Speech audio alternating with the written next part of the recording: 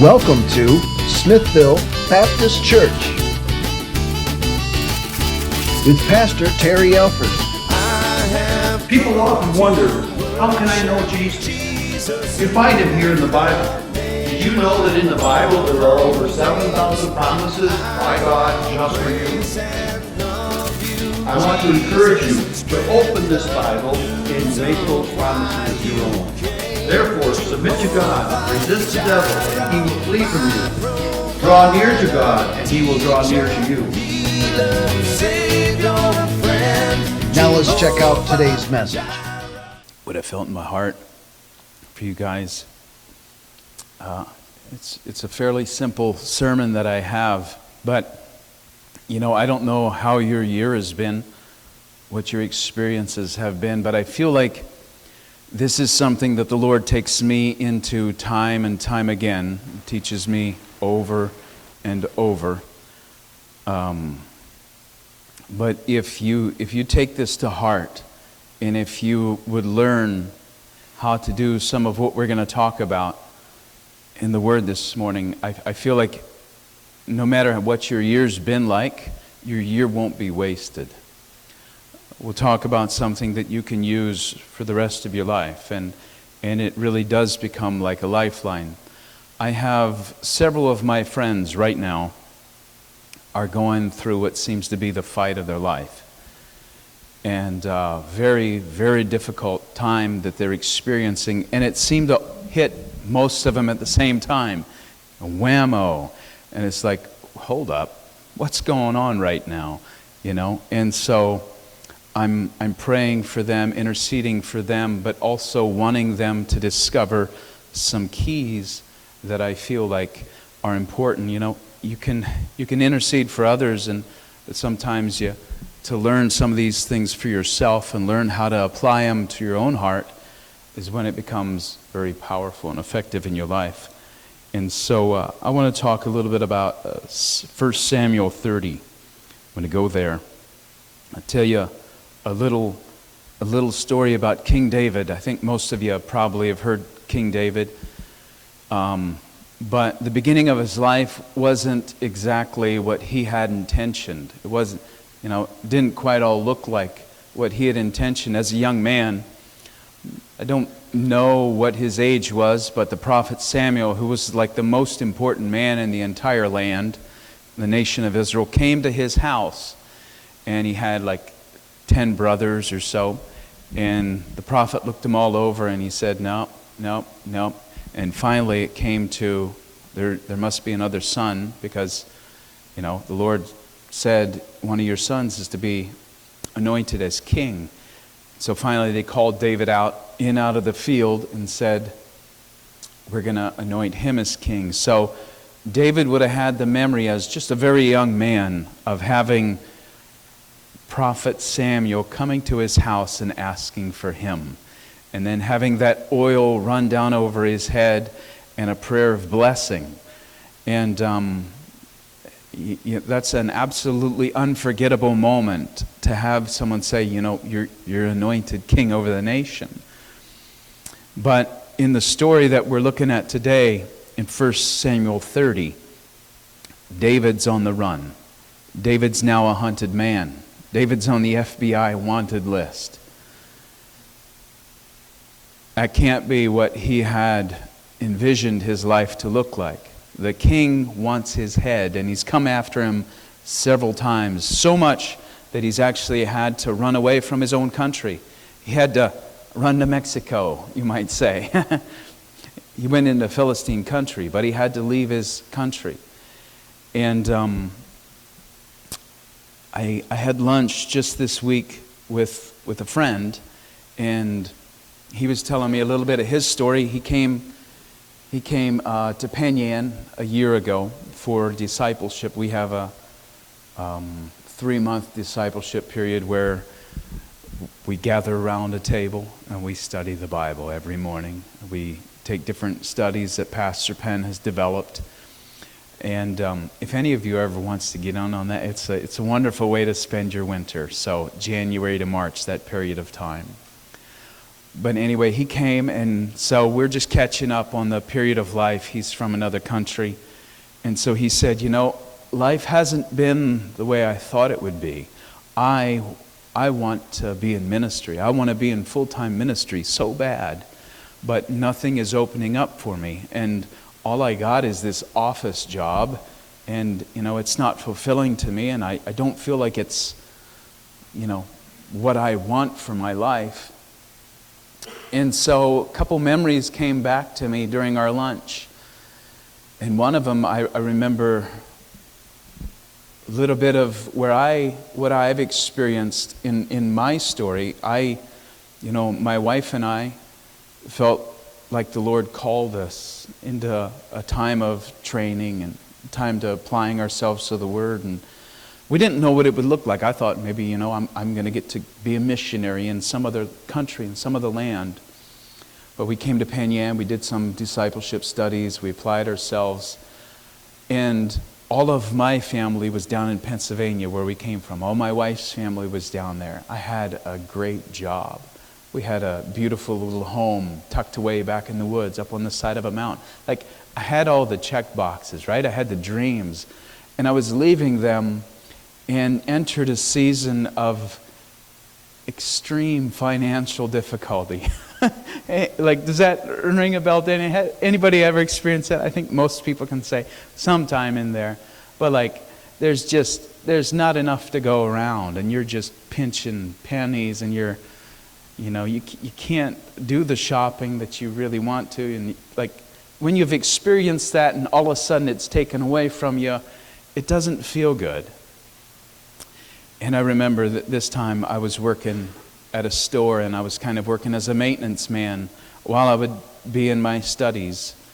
And one of my jobs was there was this filter in the septic, and every 2 weeks, and then it turned in every week, Monday morning I had to go out, put on these gloves, and reach down in the poo-poo. Right? And I had to take that filter out, carry it up, and wash it out. And I remember this morning, I'm feeling so frustrated. This is not going like I thought it would. This isn't what I signed up for. I had lots of money. I had my own house. I could take my wife shopping whenever I wanted. I could buy her shoes. I could buy her whatever I wanted. Now I don't have anything, and I'm sticking my hands in the poo-poo. God, this is not what I signed up for. What is this even? And I felt in the moment, it was so real that it's difficult for me to talk about it without having what met, without crying.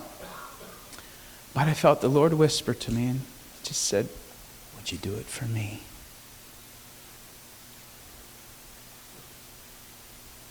Would you do it as unto me?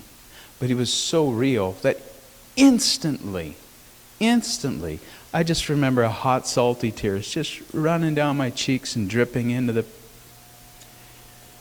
poop. And I just it completely took all the frustration out of it, because all of a sudden I saw that my King, my Father, my Father saw me. He saw me. And I don't know how to explain all that season of training or testing that I walked through, but I just remember absolutely, I just shot my hand down there, grabbed that filter, and with joy in my heart, because all of a sudden I felt seen. I knew I wasn't alone anymore, and it made such a difference. And I remember coming into work every Monday morning, and I would look on my chart and I'd see that change the septic filter. I'd see the words and I would feel joy. I'd be like, Jesus met me at that spot. And now it became an act of worship. Did you know you can worship while you stick your hands down the poop? It became an act of worship because I was doing it unto Him. And I knew He saw me. And I think that's a little bit where David was in the story, because at the time of this story in 1 Samuel 30, David's leading a crew of 600 men, and they're on the run. They're kind of living as bandits because they have to. They've been chased out of their country. They come back from a 3-day journey extremely exhausted. They've probably just gone 75 miles on foot. And as they come back into their hometown, 600 men have families. They have houses, and they have children, and they have their wives. And as they approach their city, they see smoke. Their home has been burned. It's been burned. Burned to the ground. There's nothing but ashes left. So 1 Samuel 30, in verse 3, let me just read a little bit. When David and his men came to Ziklag, that's the name of the city where they lived, they found it destroyed by fire, and their wives, their sons, and their daughters taken captive. So David and his men wept aloud until they had no strength left to weep. Some of you have probably done that. Wept until there's no strength left to weep. So David's in a battle right now, and he's in a place of extreme despair. And it kind of got worse, because not only was his home burned to the ground, his wife, his children gone, his family taken captive by the enemy, but all of a sudden, while he's sitting there, I can just picture him sitting on a. Has anyone here ever lost a home by fire? Thank God. I can picture him sitting on, I've seen homes that were burnt, and the foundation, the only thing that's left is blackened stones. The foundation. I can assume that he's sitting where he used to sit with his kids, and he's just sitting on the corner of the house on a blackened stone, and they're just weeping, because everything in their lives has been gone. But not only has he lost everything, all of a sudden he hears angry voices. This is his fault. This is his fault. He's the one that took us out there and left our home unprotected. Let's kill him. Let's kill him. These are his friends. So not only has he lost everything that's precious to him, he's feeling the pain of betrayal. He's feeling friends that are turning on him, and they're beginning to abandon him. They're turning their back. And these are men that he's taken from holes in the ground. They've been living in caves, and he's made them into mighty warriors. And at this time, they're in such despair, they want to kill him. So that's what David's feeling right now. And in comes a phrase that I think is one of the most beautiful phrases in the Bible. And it's simply this. And David began to encourage himself in the Lord. And I can just imagine David, he didn't learn this in a crisis. It's kind of hard to learn how to encourage your soul in the middle of a crisis. I think it's something that he had developed over his life. But David began to, as he's sitting on a blackened stone, I don't know what, somehow when he's out in the meadow watching sheep, he used to sing psalms to the Lord, and then he'd record them. I think he's sitting there and he just begins to, God, you're my Father. You were with me when the lion and the bear came against me. You're the one that helped me overcome Goliath. You haven't left me. You're still the same God. And he begins to magnify him. Magnify is to make him bigger. Anytime you make God bigger, your problems have a way of becoming smaller. And so as soon as he begins to magnify and worship, and some of you experience this, all of a sudden there's wisdom from heaven. I call them God thoughts, thoughts from God. It gives an access. It's like an on-ramp for thoughts from God to enter your brain. And all of a sudden he has this idea as he's beginning to worship. Because see, it's very easy to, in that moment, just give into the despair. And to make an agreement with all the negative thoughts. And so they're coming at him with a spirit of murder now. They're coming at him with that spirit of betrayal. And for him to just operate in that same spirit, and just like, you talk about killing me, I'm the boss here, I'll have your head. Like, it'd be very easy to go in that. But instead, encouraging himself in the Lord, turning his thoughts heavenward, magnifying God, all of a sudden through that pathway that he creates, down comes some thoughts. And the thought is, where's an ephod? And an ephod was a garment that a priest wore to inquire of the Lord. And so a priest comes and he brings the ephod. And he says, I want to inquire of the Lord. Shall I go after the enemy? So he asks the priest that. And the priest says, yes, go after him, and you shall surely recover all. You shall surely recover all. So his turning himself into that time of encouraging himself in the Lord, it was through that a path was created to have those thoughts.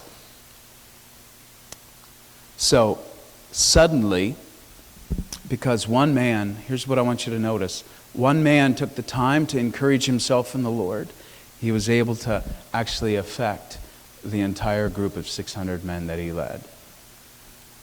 I have noticed in my own home that what I carry into my home, it affects my children. It affects my wife. Has anyone else ever noticed that? If I'm feeling a lot of despair and discouragement myself, and I just allow that to flow out. Has anyone ever watched those videos where they do sand art, where they put sand on top of a speaker and then they adjust the frequency? Different frequencies make different patterns on the art. Look it up on YouTube sometime. It's absolutely amazing how different frequencies, which is sound waves, how quickly the sound waves are moving, makes the artwork, the sand on top will just change a design. And beautiful designs. Look it up sometimes. Do you know the voice that I'm speaking with right now? There's vibrations going out. And it's hitting your eardrums. That's how you're hearing the words that I'm saying. Well, if I come into my home and I'm feeling frustrated, life isn't going the way I want to, and I release that to my son. Did you feed your dog? You forgot again. So I feel that way sometimes, okay? That's sound waves going out and hitting the heart of my son. And believe it or not, it'll establish a pattern on his heart. It will establish a pattern. I'm releasing that. I'm releasing that energy, or whatever you want to call it, into my son. Creates a pattern. If it's years and years of that, it becomes kind of established on your heart that that's how a father is.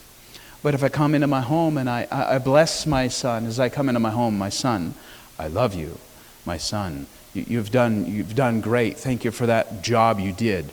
I'm again sending out sound waves, but it's words of blessing, and I'm releasing that into his heart. I affect my entire home with my words. And it looks like art. It's created whether beautiful or whether nasty. So I can affect my whole home. David affected his company of men, 600 men. He affected their hearts. And all of a sudden, the courage that he got from God began to affect their hearts. And all of a sudden, they're saying, let's go, guys. Let's go get our babies back. Let's go get our wives back. Let's go. And that began to go out through the whole company of men. And they began to catch courage that came from one man. but it can start in your heart. Each one of you has the same opportunity to encourage yourself in the Lord, and it affects not only you, but it affects the people in your home, and then it affects your neighbors, and then it affects the people in your church. It affects those that are wherever that realm of influence is that you have. Each one of us has that opportunity. So, here's a challenge, a couple of words for you. When your friends turn against you, it's time to take time to encourage yourself in the Lord.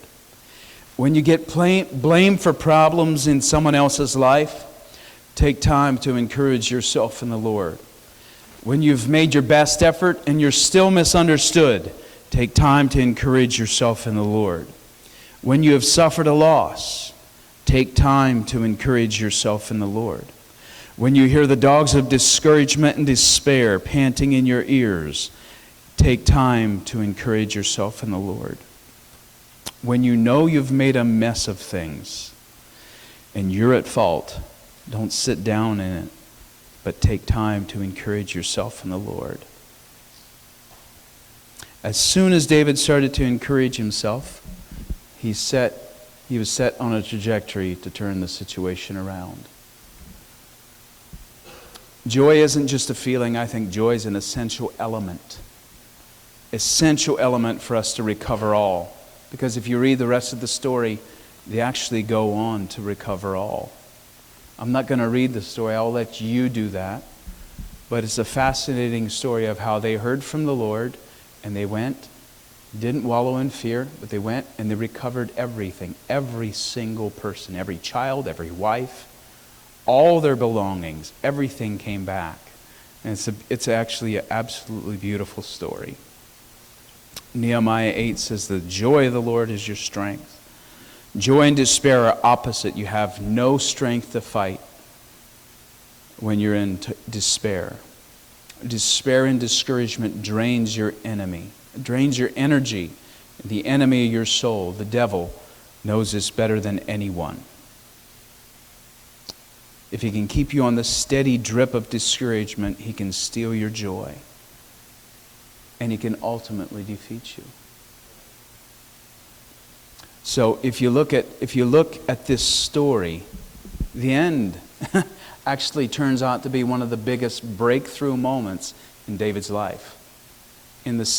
Over this same time, King Saul was killed in a battle with the Philistines. So he goes from absolute place of things robbed from him, taken from him. He encourages himself in the Lord. Somehow the Lord's working on the other side of it. And David's set up and he becomes king. Right after this moment in his life, he becomes king of the whole nation of Israel. I want to read Psalm 84 with you guys. This is also David. Psalm 84, 5 through 7. Couple verses. Blessed is the man whose strength is in you, whose heart is set on a pilgrimage.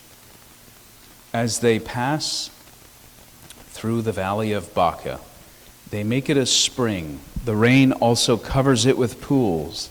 They go from strength to strength. Each one appears before God in Zion. We don't use the word pilgrimage very much anymore. Pilgrimage, it was just a word to explain a journey, and it was usually a journey that people took to a holy site. But did you know that each one of us is on a journey? Each one of us is on a pilgrimage. Usually about an 80-year pilgrimage, somewhere around there. But we're all on a pilgrimage, destination heaven. I'm on my pilgrimage with eternity in my sights. But along my pilgrimage, there is the valley of Baka. You know what the valley of Baka is? Weeping. That's literally what it means, is weeping. And so It's interesting when you understand how they used to go on a pilgrimage to Jerusalem, sometimes several times a year.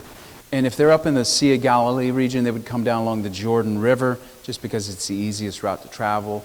And they would come in around Jericho and then up through this long climb to Mount Zion. But somewhere in there is an actual valley. It's a dry valley. And, in the psalm, it's just it's a waterless, dry valley on the road. But a waterless, dry valley, this here is it says, as they pass through the valley of Baka, they make it a place of springs. You know what corn does in a dry season? You guys are farming land. You guys know. The roots go down, right? What do I do when I'm in my valley of weeping, my valley of Baka? That's actually the time to begin to dig. The time to begin to dig. The time to begin to dig on my knees. I actually just recently went through one of those seasons where there was weeping. There was a valley. It felt very, very dry. You can stay in that place of despair, sitting on a blackened stone, or you can begin to encourage yourself in the Lord. And as I did that, I dug. I was digging, and I could feel the moisture. I'm talking spiritually. I could feel the moisture begin in that waterless, dry valley, and all of a sudden, I hit a spring. I hit something inside of my spirit, and I began to feel courage affect my spirit again. And then what happens when you create a spring? In real life, water attracts water. Water attracts water. So rain is actually attracted by springs. Rain isn't attracted to dry valleys, but are you willing to become a person who digs in their valley of Baka, in the valley of weeping? Are you willing to be the one that creates a spring in that valley? Because then what happens? Heaven comes. Heaven brings its own blessing because of the work that you've done.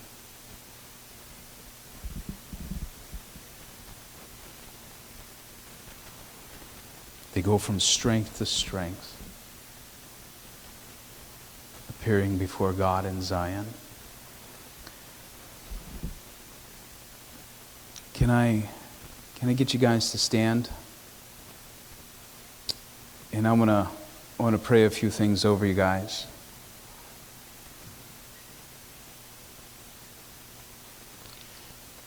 Yesterday I spent a little bit of time praying for just our time here. And I had a picture in my mind of some people that were sitting in and I don't know if it's here or what I was all seeing, but if it was even from the Lord, but I felt like I saw people that were sitting in a prison cell, and they were saying, why do I feel this despair? Why do I feel discouragement? But they held a key in their own hand. And I just want to encourage you, if there's any forgiveness that you have to release to another person, because the Lord actually, He would long to bring freedom. But sometimes if people sit in their own prison of unforgiveness, you have to be the one to actually hand the key. I know it sounds like a completely different subject. It is a different subject, but I felt like it was something the Lord gave me. And so I just want to pray for you right now.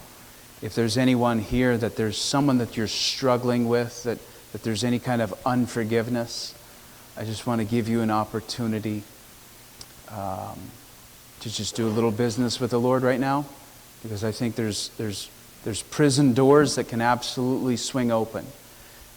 Sometimes we'll stay in that until we actually hand the key over to the Lord. And if you're in a waterless valley right now, a place of weeping, I want to encourage you to take that upon yourself, to encourage yourself in the Lord. It should literally be like drinking a cup of water, or like taking medicine. So let me just pray for you right now. Father, you see each one of our hearts.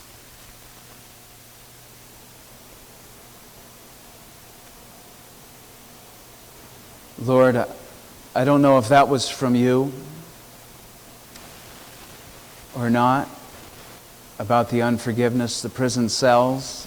Father, if that's anyone here, Lord, would you show them that they hold the keys to their own freedom? I pray that you give them the power to follow through with releasing forgiveness to those who need it.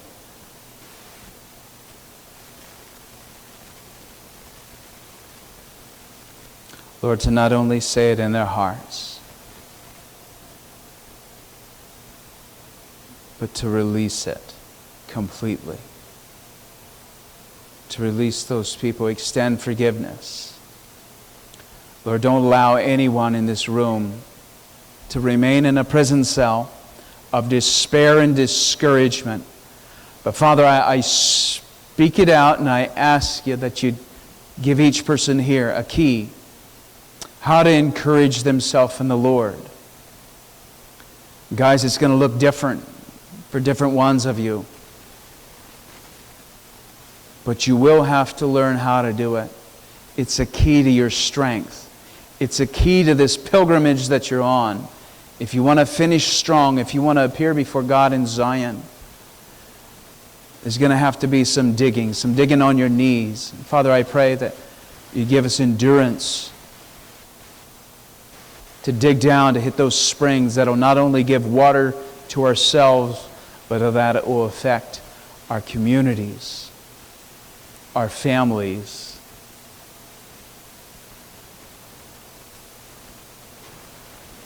Father, in this church, I pray that you would be exalted continually.